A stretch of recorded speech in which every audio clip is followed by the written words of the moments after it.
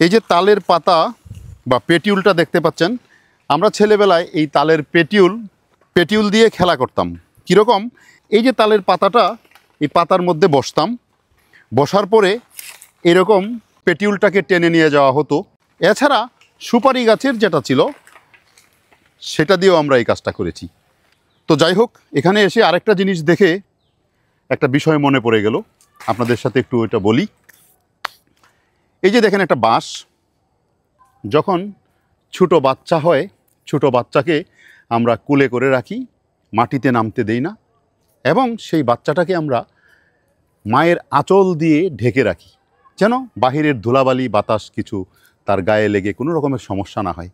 এই যে দেখেন, বাঁশ যখন জন্ম নেয়, বাঁশ জন্ম নেওয়ার সময় এই যে কামশীত, প্রত্যেকটা নোডের মধ্যে এই যে কামশীত থাকে, এই কামশীতটা দিয়ে ঢাকা থাকে।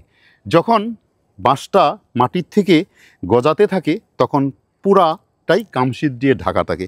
তার কারণ হচ্ছে এই যে বাঁশের যে গিট এবং বাঁশের যে কচি কাণ্ড, সেটাকে তাপ এবং রোদ থেকে প্রোটেকশন দেওয়া।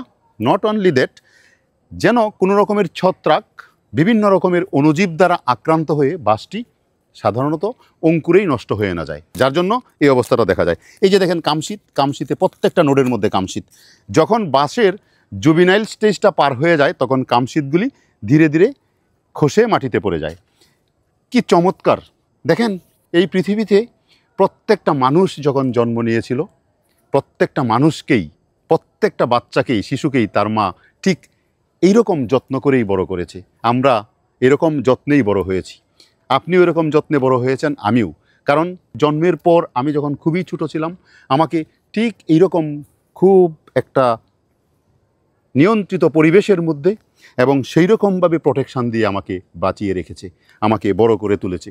আজকের এই আমি, আজকের এই আপনি, আজকের এই বাঁশ, সেই বাঁশটাকেও বাঁশটা যখন ছোটো ছিল তখন তার প্রত্যেকটা নোডের মধ্যে এই কামশীতটা দিয়ে ঢাকা থাকে, এবং এই কামশীত দিয়েই এই বাঁশটি জন্মানোর সময় তার একটা চমৎকার প্রোটেকশান হয়ে যায়।